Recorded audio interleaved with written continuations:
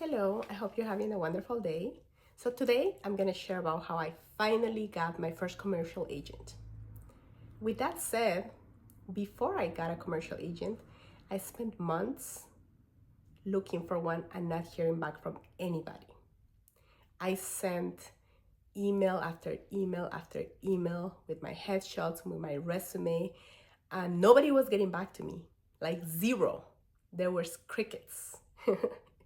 I'm laughing at it right now, but at that time it was not funny. It was just like, all right, well, what's going on? And then I even went to a showcase where commercial agents were looking for talent. They were looking for talent to represent. And I showed up to a studio where I used to train for commercials, and I ended up paying $80.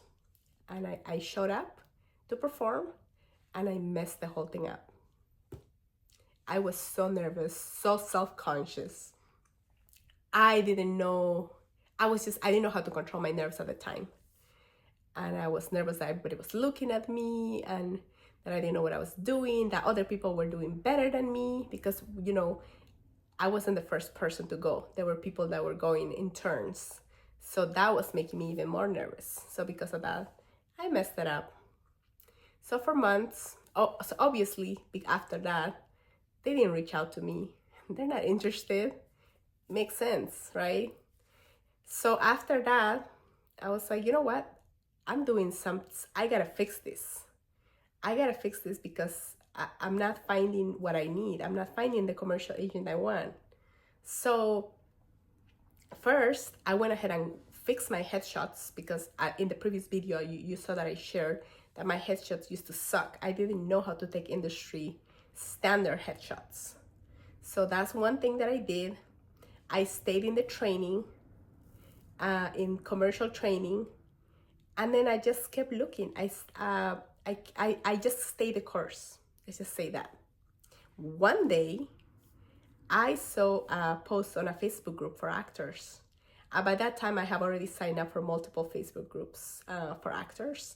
And this post specifically said, looking for an actress between this age range that is a mom type. Please send us your headshot and your resume at this email if you're interested, and we will get back to you if you're a good match. I was like, yes, that's me. So finally, I found an agent that was looking for me, for my type specifically. So guess what I did? I reached out immediately. Within 2 hours, no more than 2 hours, they reached out back to me. I saw another email that they were interested in meeting with me. So, and the meeting was the next day. It happened very quickly. So they're like, are you available the next day? I said, absolutely. Then I met with them the next day. They're like, just bring your headshot and your resume. We want to talk to you. So I took those two things. And at that time, I also took a list of smaller commercials that I have booked myself, because that is something that my coach recommended me to do, just so they can see so that the agent can see a history of things that I have also booked on my own. They want to see that you're active, that you're actually doing something to move forward in the industry. You don't just want to go show up with nothing. That's not recommended. So I took everything I needed. I met with the agent, and then I became part of his roster. That was so exciting because I didn't know that was going to happen and that it was going to happen so fast. So after that, I ended up, because of that, I ended up booking commercials for major brands such as Target, Spectrum, and a few others. And the reason this happened is because I didn't just stop at the first time an agent didn't reach out to me. I kept going. It was slow. The process was slow for me. I didn't really know what I was doing wrong. And you start getting in your head, you're like, this is never gonna happen. I don't know if somebody would actually consider me, But the thing is that agents sometimes, sometimes, yes, for me, I messed up in that showcase. So I knew nobody was gonna reach out to me. And also I have headshots that were not industry standard. So for me, I knew that. But then there's also other reasons agents Sometimes they don't consider you. Sometimes because they already have somebody that looks just like you, or they have multiple people that look just like you. So they don't need one. Sometimes the rosters are full, so they don't need another person. It's just a matter of timing.